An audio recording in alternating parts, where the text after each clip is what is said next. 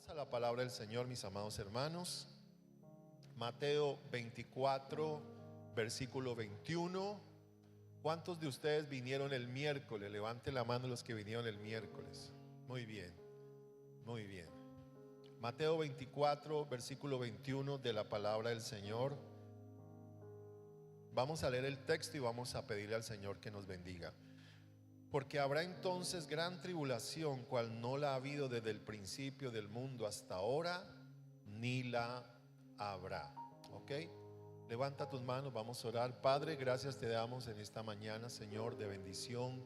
Gracias por darnos el privilegio de poder congregarnos, reunirnos. Hay países donde no se pueden congregar los creyentes, pero tú nos das el privilegio aquí en Colombia de congregarnos. Gracias, Padre, por este nuevo inicio de semana. Te pedimos, amado Señor, que nos bendigas, que nos hables y que tu palabra sea trayendo reposo, trayendo fe, trayendo, Señor, sanidad a nuestro corazón, y que seas tú, amado Dios, bendiciéndonos en esta mañana como iglesia, como congregación. Recibe la gloria y la honra en el nombre de Cristo Jesús. Amén y amén. Vamos, demos un buen aplauso al Señor.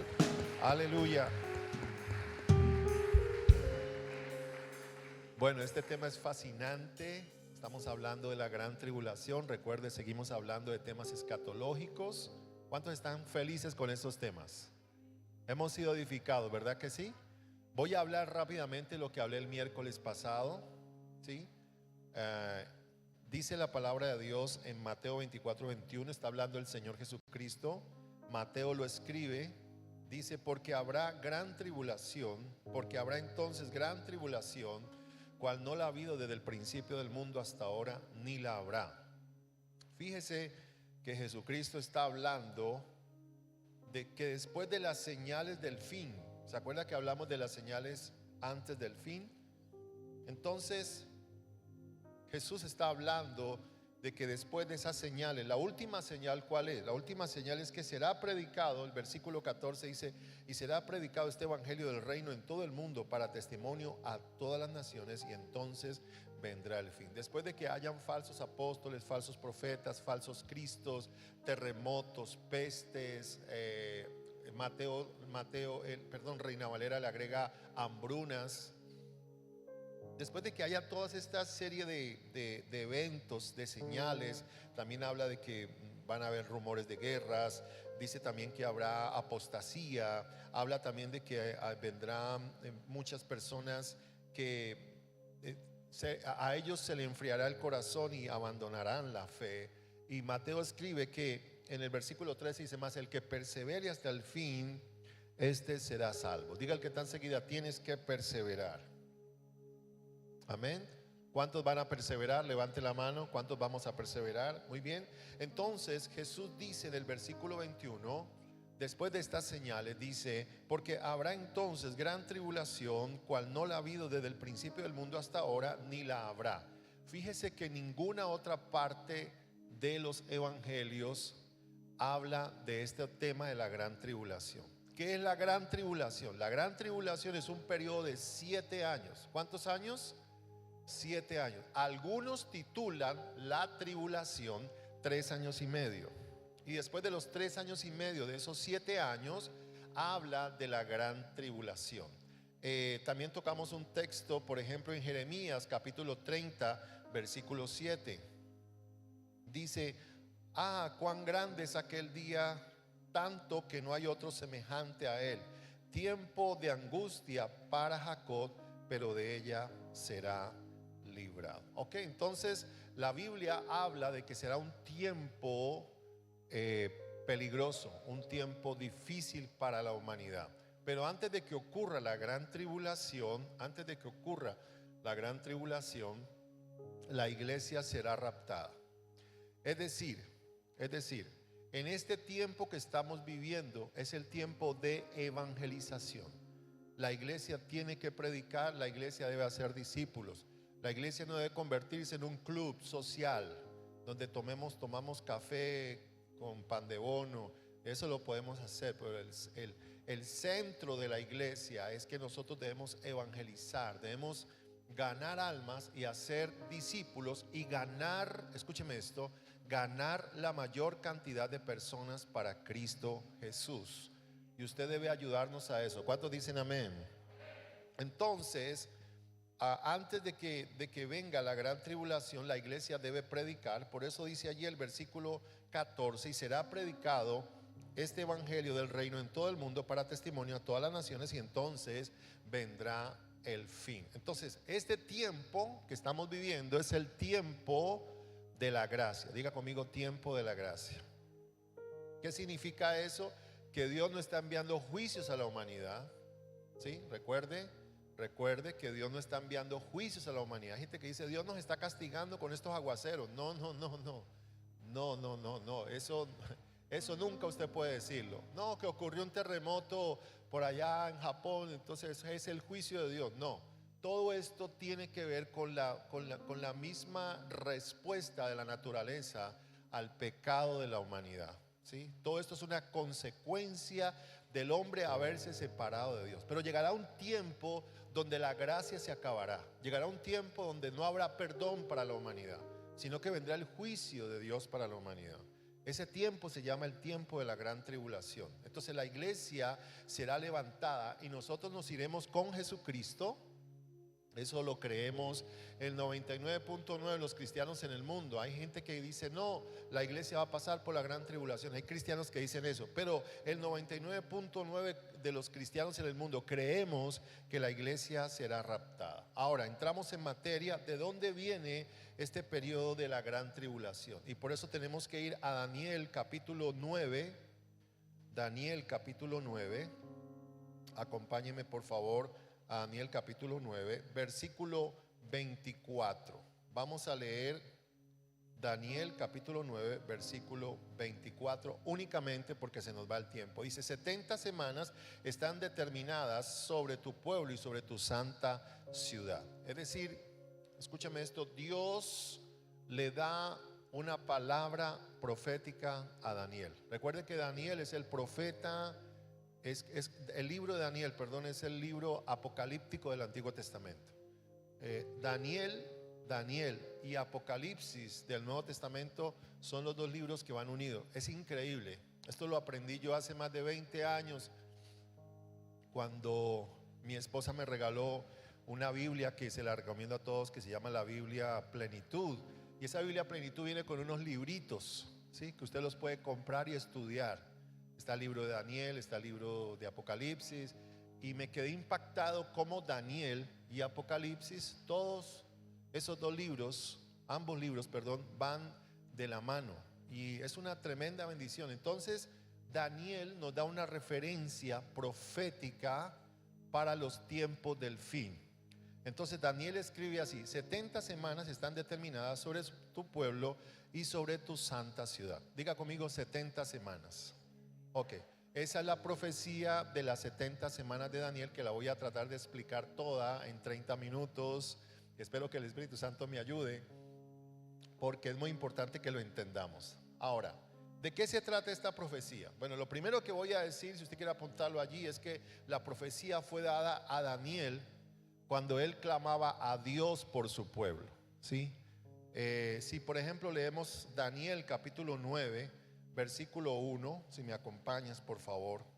Daniel 9:1 dice: en el año primero de Darío, hijo de Asuero, de la nación de los Medos, que vino a ser rey sobre el reino de los caldeos, en el año primero de su reinado, yo Daniel miré atentamente en los libros el número de los años de que habló Jehová al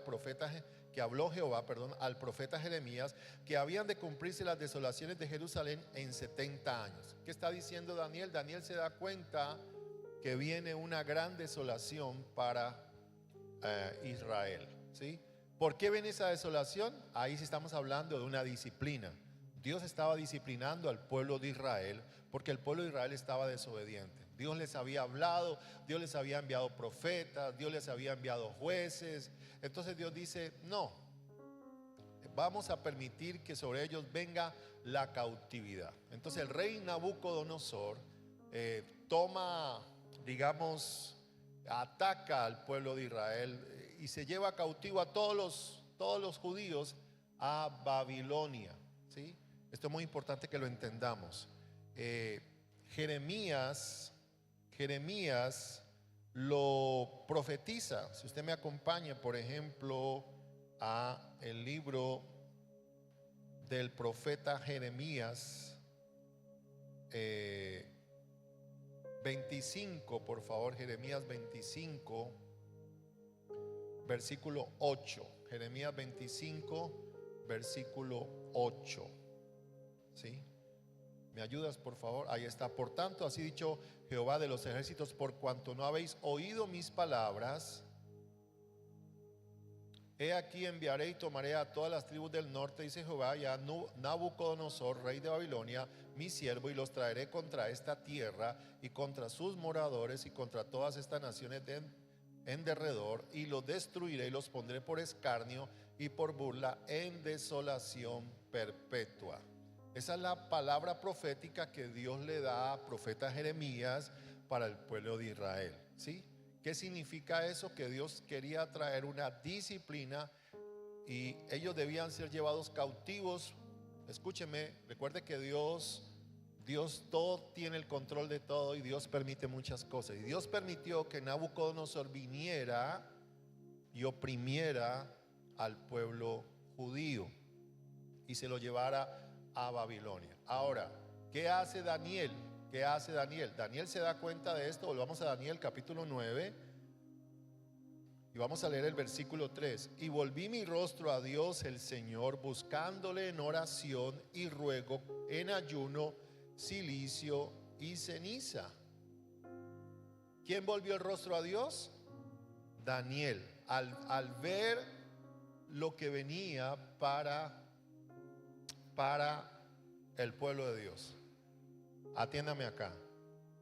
Mire lo tremendo que es. Quiero resaltar la actitud de Daniel.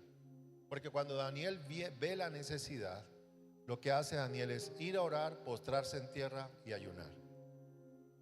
La pregunta que yo me hago es: ¿cuántos de nosotros estamos ayunando y orando por Colombia, por Cali o por las situaciones de nuestra familia? ¿Sí? Y a veces nosotros decimos, no sé qué hacer con la situación que está sucediendo. Bueno, aquí hay una respuesta de Dios, ¿sí? Tú tienes que volverte en un intercesor o una intercesora. Tú tienes que convertirte en una mujer de oración, ¿sí? Si tu esposo no está caminando bien, tú tienes que convertirte en una mujer de oración. No le suelte la oración a otros, porque nadie va a orar intensamente por esa situación como usted, porque usted es la persona que lo está sintiendo. Nosotros podemos ayudarte a orar y lo hacemos. Pero si tú estás viendo una situación económica, una situación en tu hogar, haga lo que hizo Daniel. Volví mi rostro a Dios el Señor, buscándole en oración y ruego, en ayuno, cilicio y ceniza. Esa es la actitud que los hijos de Dios tenemos que tener. Volvernos en oración por nuestros hijos, volvernos en oración por aquellos que están descarriados, volvernos en oración por aquellas familias que no quieren nada con Dios. Esa es la labor de un verdadero hijo de Dios. Ese es el llamado que Dios le hace a la iglesia, ¿sí? Pero hoy en día, desafortunadamente, lo que la iglesia quiere es orar por el carro, orar por la casa, que eso también lo debemos hacer. Atiéndame, por favor. Orar para que Dios nos dé dinero, eso también lo debemos hacer, ¿sí? Pero ¿a cuántos de nosotros nos duele lo que está sucediendo hoy en día? Entonces, por eso la iglesia tiene que orar por las situaciones financieras, claro, pero la iglesia tiene que volverse en oración a buscar el rostro de Dios para que Dios sea resolviendo las situaciones que estamos viviendo hoy. Una de las cosas que pasó hace un año en mi corazón con esta pandemia, ¿sí?, fue ir en oración al Señor y llorar. Inclusive estuve aquí arrodillado viendo este lugar vacío, clamando a Dios misericordia por la cantidad de personas que estaban muriendo por el coronavirus. Entonces Daniel tiene esa actitud y Dios le habla a Daniel y le dice 70 semanas. Si vamos nuevamente al versículo 24, 70 semanas están determinadas sobre tu pueblo y sobre tu santa ciudad. Es decir, Dios le revela a Daniel el plan profético para el pueblo de Dios, para Israel. ¿Sí? Y es aquí no hay iglesia, aquí nosotros no estamos. ¿Sí? Atiéndeme acá. Este plan en un inicio no tiene que ver con nosotros, porque en el Antiguo Testamento no había iglesia. Hablo de la iglesia de Jesucristo. Cristo no había venido. ¿Sí? Cristo muere en la cruz del Calvario en el año 33 después de Cristo. Aquí estamos hablando de 600 años antes de Cristo. Entonces Dios le revela el plan profético a Daniel y le dice: voy a tratar con el pueblo con 70 semanas. Y estas 70 semanas, hablando bíblicamente, son 70 semanas de años. Pero permítame, voy siguiendo. Daniel era un joven hebreo que vivió en un tiempo de angustia con el pueblo de Israel.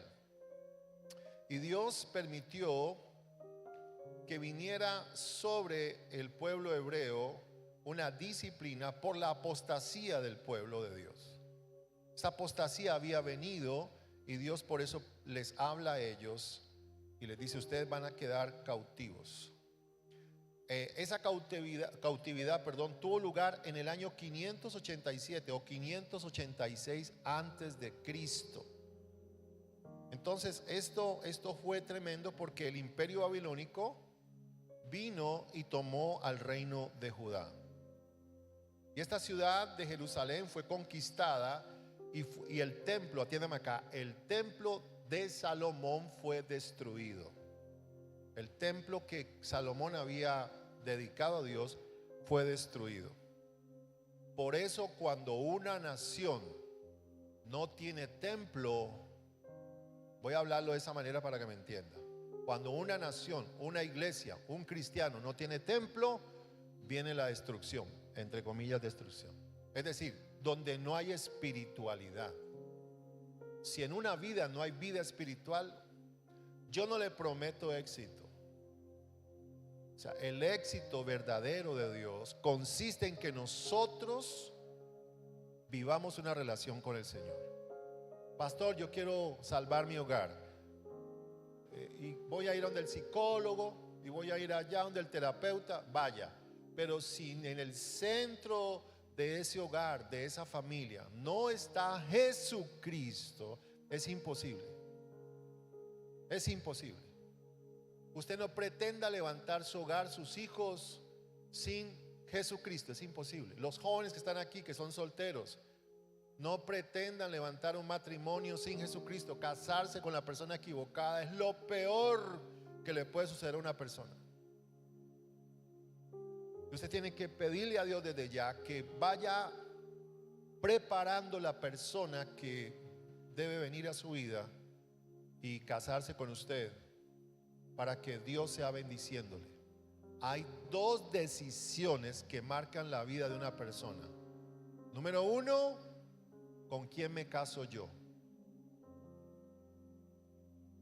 Eso te bendice o te bloquea. Y número dos, conocer a Jesucristo. Cuando una persona conoce a Jesucristo realmente, eso le cambia la vida. Dios te bendice, Dios te levanta, te da sabiduría y el Señor te prospera. Así que tenga cuidado con esas dos decisiones. Nunca se aleje de Dios, camine con Jesucristo. Y número dos, no se vaya a casar con la persona equivocada. Cásese con la persona correcta para que usted sea bendecido. Ahora, en el año 587 fue sitiada Jerusalén. Como ya les dije, el templo fue destruido.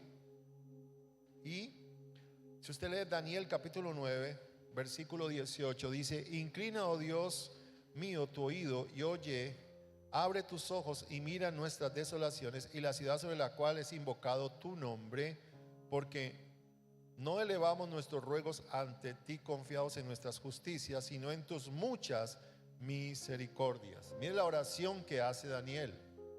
Oye Señor, oh Señor, perdona, presta oído Señor, y hazlo, no tardes por amor de ti mismo, Dios mío, porque tu nombre es invocado sobre tu ciudad y sobre tu pueblo. Qué lindo, ¿verdad?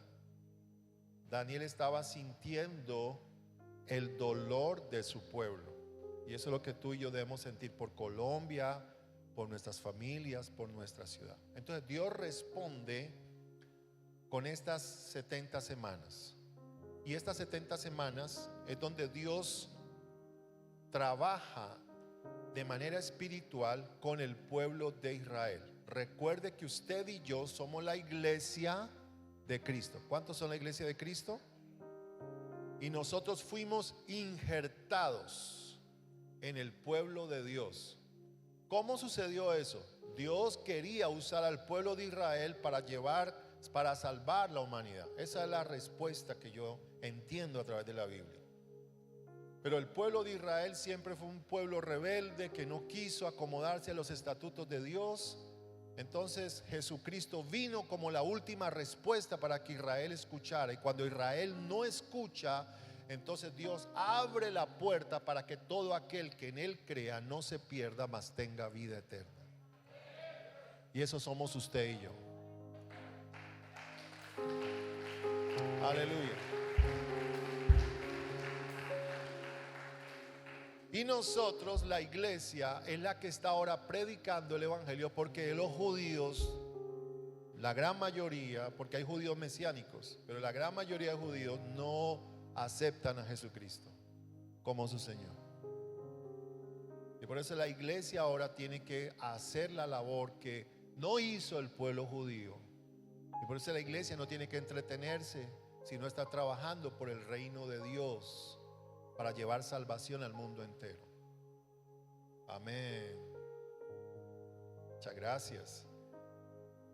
Entonces, Dios quiere tratar con el pueblo de Israel, y estas 70 semanas están así. Vamos a leerlo, por favor, nuevamente el versículo 24. 70 semanas están determinadas sobre tu pueblo y sobre tu santa ciudad. Es decir, sobre Israel, sobre los judíos, perdón, y sobre tu santa ciudad. ¿Cuál es la santa ciudad? Jerusalén. Para terminar la prevaricación, ese es el propósito de esta profecía. Para terminar la prevaricación, es decir, la rebeldía, para poner fin al pecado, es decir, para que sea quitado completamente el pecado del mundo, expiar la iniquidad, es decir, la maldad en el corazón del hombre va a ser expiada por la sangre de Cristo, para traer la justicia perdurable, es decir, la justicia de Dios en la tierra, y sellar la visión y la profecía, es decir, cumplir la visión de Dios y lo que Él ha terminado proféticamente, y ungir al Santo de los Santos, que en este caso sería Jesucristo, pero también se refiere al lugar de Dios, a donde Dios habita, ¿sí? En algunas Biblias se traduce como el lugar santísimo. Por eso la canción que cantamos, donde dice entrar al santo de los santos, se refiere a Cristo Jesús, pero al lugar santísimo de la presencia de Dios. Amén. Entonces, vamos a leer el versículo 25. Sabe pues y entiende que desde la salida de la orden para restaurar y edificar a Jerusalén hasta el Mesías, príncipe, habrá 7 semanas. Diga conmigo 7 semanas. Más fuerte, 7 semanas. Esta palabra 7 semanas son semanas de años, no son semanas de días, sino semanas de años. Es decir, por cada día hay un año. Eso está escrito en la palabra de Dios. En Levítico nos respalda eso. Levítico capítulo 25 versículo 8. Levítico 25, 8 dice: y contarás 7 semanas de años, 7 veces 7 años, de modo que los días de las 7 semanas de años vendrán a hacerte 49 años. Es decir, estas semanas de años, estas semanas no son de días, sino de años, ¿sí? Entonces, cuando dice 70 semanas, son 70 por 7, que son 490 años. Atiéndame acá, por favor. 490 años están destinados para Dios tratar con Israel. Aparecen primero las 7 primeras semanas, que son 49 años. Después aparecen las 62 semanas siguientes, que son como 430 y pico de años, creo que son 34. Y después queda una semana. Ok, vamos otra vez a Daniel. Vamos otra vez a Daniel. Leamos nuevamente el versículo 25. Dice, habrá 7 semanas y 62 semanas. Diga conmigo, 7 semanas y 62 semanas. Ok, entonces, las primeras 7 semanas, yo sé que es un poquito enredado. Las primeras 7 semanas, 7 por 7, ¿cierto? ¿Cierto que sí? Son 7 semanas, pero cada semana tiene 7 años. Entonces 7 por 7 son 49 años. La palabra profética primero enmarca los primeros 49 años, ¿cierto? ¿Qué ocurrió en esos 49 años? Atiéndame acá. Esto tiene que ver con Israel y con la ciudad de Jerusalén. Específicamente con el templo. Porque el templo es, hablando en términos bíblicos, el templo es el centro del desarrollo espiritual del pueblo de Dios. Para nosotros, la iglesia de Cristo, el lugar de reunión sigue siendo importante. Pero recuerde que ahora Dios habita en nosotros y nosotros somos el templo de Dios. Pero Dios ha trabajado con el pueblo de Dios, tratando de que ellos logren tener esa comunión con Dios. Y por eso le dice a Moisés, por ejemplo, que levante el tabernáculo, ¿sí? Para que ellos pudieran tener comunión con él. Y más adelante Salomón construye el primer templo. El primer templo fue construido por el rey Salomón. El segundo templo fue reconstruido por Zorobabel, donde aparecen Nehemías y Esdras. Usted puede leer Nehemías y Esdras cuando por ejemplo le dice en el profeta Ageo, por ejemplo, le dice a Zorobabel, le dice que la casa de Dios está arruinada y ustedes están pensando en sus casas artesanadas y bien bonitas. Entonces dice, por eso es que no viene sobre ustedes la bendición de Dios, y ustedes reciben el salario y tienen el bolsillo roto, y sobre ustedes se detiene la lluvia, etcétera, etcétera, porque ellos, escúcheme, ellos habían abandonado el templo.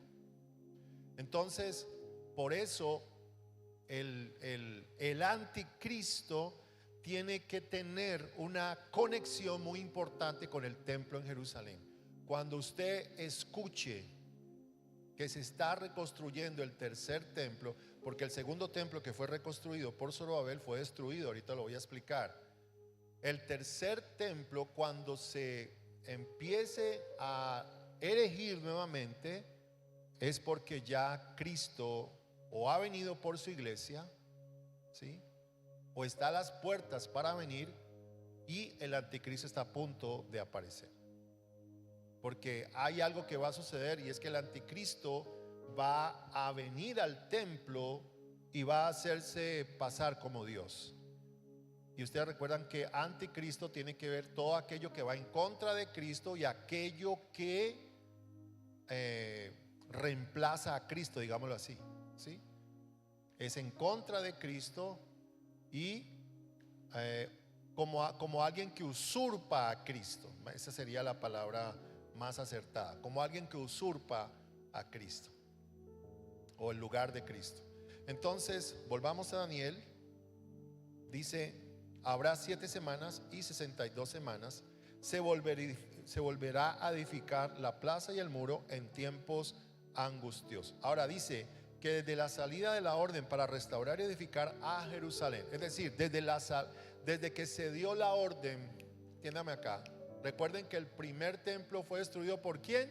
Nabucodonosor. Nabucodonosor destruye el templo en Jerusalén, ¿sí?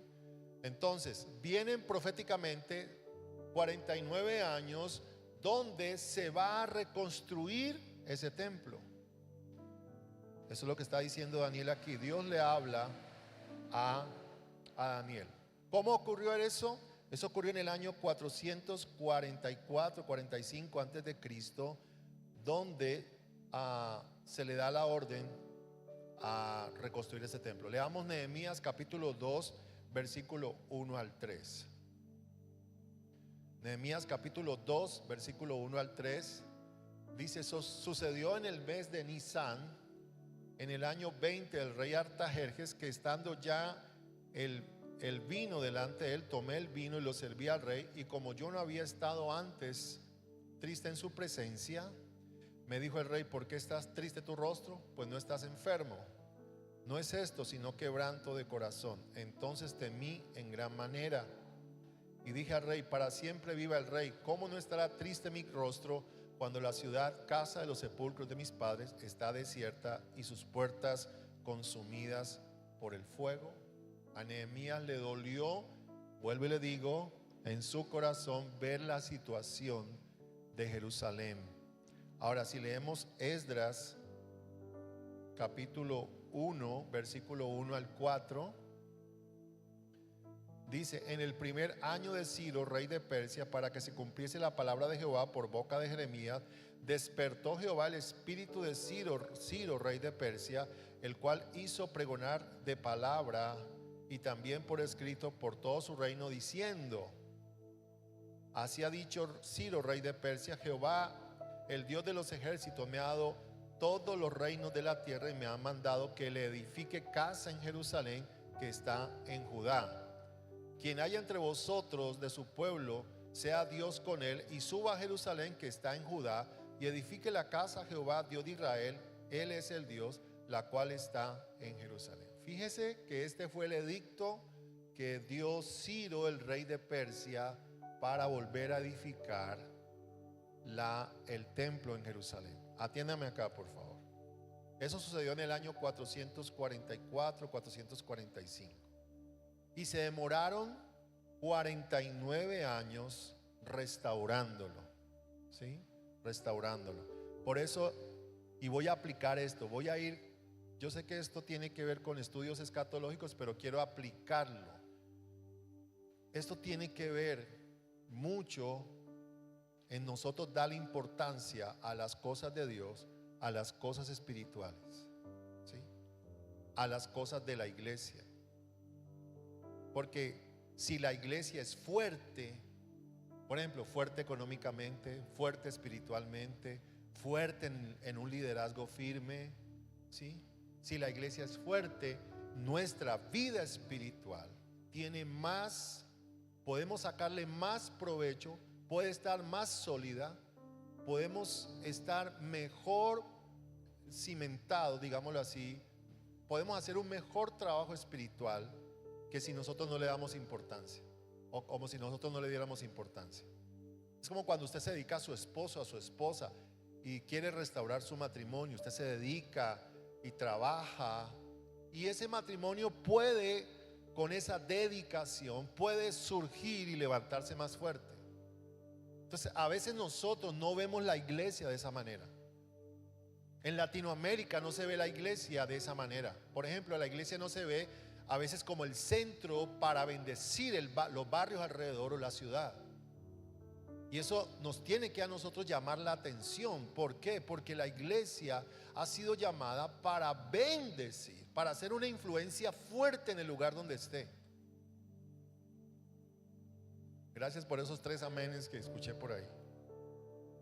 Y esto tiene que ver, por ejemplo, yo me he puesto a estudiar los avivamientos, y uno que estudié fue el avivamiento de Pensacola.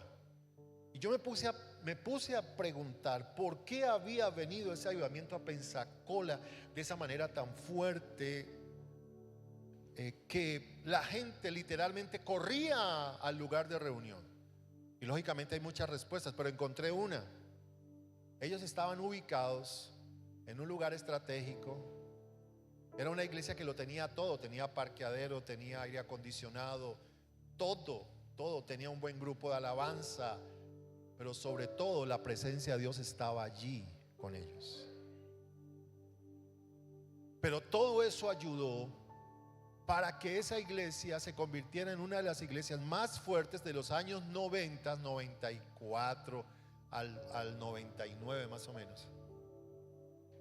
Y logró, el avivamiento en Pensacola logró cautivar o influenciar mejor todo ese sector de Estados Unidos en la parte sur. Fue fuerte, ¿sí? Y esa iglesia se convirtió en un movimiento muy fuerte, tanto así que los niños, escúcheme, los niños tenían su auditorio propio. Es como decir un auditorio como este, solo para los niños. Pero para poder hacer eso, los miembros de la iglesia tienen que invertir, tienen que dar. Pero nosotros no pensamos en eso, ¿verdad? Nosotros los latinos, perdónenme que hable de esa manera, pero es la realidad. Nosotros estamos pensando en que nos den. ¿Sí? El latino piensa en cómo sacar provecho, como ¿qué saco provecho de esto? ¿Qué me van a dar? ¿Sí? Y de pronto el europeo u otras culturas piensan de manera diferente. Y por eso es que nosotros, por ejemplo, y quiero dejar sentado esto, porque yo personalmente lo viví. Yo era un jovencito de los 16 años y a los 16 años me conecté con un profesor de religión que se convirtió en mi pastor, que es mi pastor Edgar. Y yo fui a la iglesia de ese profesor de religión, donde los gringos habían construido, escúcheme esto, en los años 60 un templo que se llama el Templo Bautista, aquí Sion. Los gringos vinieron y nos regalaron templos, y mucha gente que hoy conoce a Jesucristo, y los que son pastores y los hijos de esas personas que conocieron en esa época, fue gracias a que esos misioneros de Estados Unidos vinieron y construyeron templos. Y yo en el año 84 aproximadamente llegué a uno de esos templos y recibí a Jesucristo como el Señor de mi vida. Y gracias a esos hombres misioneros, que no sé quiénes son, que vinieron, gracias a esos hombres y mujeres de Dios, yo estoy acá. Y por eso hago énfasis en la importancia que nosotros debemos darle al templo, o al lugar de reunión, o a buscar las cosas de Dios, a aportar para la obra de Dios, ser hombres y mujeres que damos. Si usted, por ejemplo, va a la iglesia bautista Belalcázar, que queda aquí en la 15 con 21, 20, algo así, con 25, 26. Es un lugar, digamos, muy solo. Pero esa iglesia tiene un edificio de 4 pisos, tiene salones, es increíble. Y cómo estos hombres tuvieron la visión. El Seminario Teológico Bautista, yo recibí clases de piano con una misionera que se llama, donde quiera que esté la bendigo, Claudia de Bois. Fue mi profesora de piano hace 37 años. Y ellos estaban como misioneros allí hospedados en el Seminario Bautista. Yo iba una vez a la semana a recibir una clase de piano con una misionera gratis. Por eso dice Pablo, más bienaventurado es dar que recibir. Entonces, ¿cuántos de nosotros estamos pensando en que nos den? ¿Y cuántos de nosotros estamos dispuestos a dar y a bendecir la causa de Cristo Jesús? Recuerde que no es la causa de nombre, es la causa de Cristo Jesús. y por la causa de Cristo Jesús es que nosotros debemos dar y dar y dar y bendecir.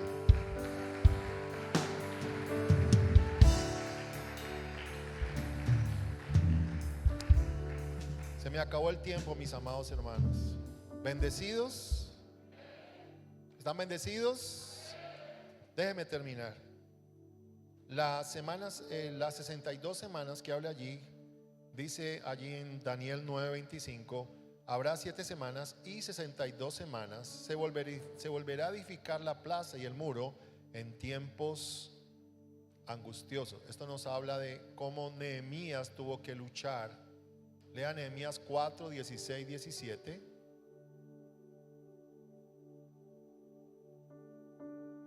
Nehemías 4, 16, 17 dice la palabra del Señor: desde aquel día la mitad de mis siervos trabajaba en la obra y la otra mitad tenía lanzas, escudos, arcos y corazas, y detrás de ellos estaban los jefes de toda la casa de Judá, los que edificaban en el muro, los que acarreaban y los que cargaban. Con una mano trabajaban en la obra y en la otra tenían la espada. Fíjese que cuando Nehemías reconstruye el templo, ¿qué estaban haciendo ellos?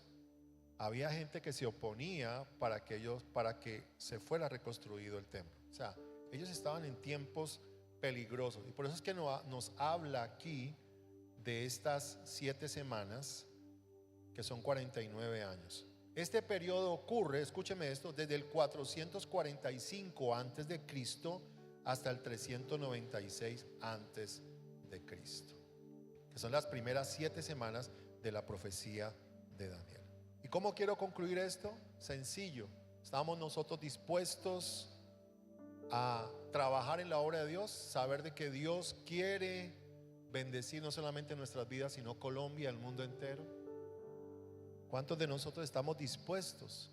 Porque la Biblia dice: buscad primeramente el reino de Dios, su justicia, y las demás cosas serán añadidas. ¿Sí? Yo estoy seguro como pastor, y yo lo vivo diariamente, que si yo trabajo por las cosas del Señor, el Señor se va a ocupar de las mías. Dios me va a bendecir. Y créame que si como iglesia trabajamos en pos del reino de Dios, Dios nos bendecirá. Póngase de pie, mis amados hermanos. Continuamos el próximo miércoles. Vamos a darle gracias al Señor. Aleluya. Levanta tus manos allí. Padre, gracias te damos. Dios mío, Dios poderoso, te honramos y te bendecimos en este día, Señor. Gracias por todo lo que nos das. Gracias por tus bendiciones, por tus promesas. Gracias por regalarnos este privilegio de poder tener un lugar de reunión, una casa de reunión para tu gloria. Ayúdanos y permítenos seguir siendo esa influencia para el mundo entero. Levanta tus manos allí, habla con el Señor, por favor. Allí donde tú estás, dile: Señor, aquí está mi vida. Quiero ser un canal de bendición para esta generación. Permíteme, Señor, con mis dones y talentos y con lo que tú me has dado, poder bendecir tu obra y poder extender tu reino, Señor. Ayúdanos, Señor, a ir en pos de tus cosas. Coloca nuestro corazón, enciende la llama, Padre, en nosotros.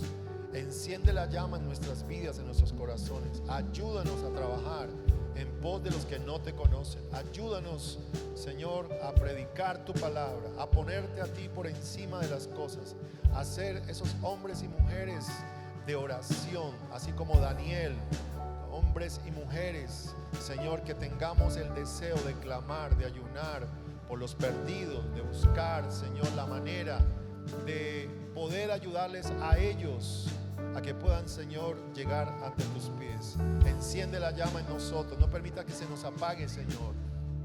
Ayúdanos, oh Dios, a tomar las decisiones correctas para ir en pos de tus cosas y poder ser bendecidos grandemente. Recibe el honor y la gloria en el nombre de Cristo Jesús. Vamos a cantar.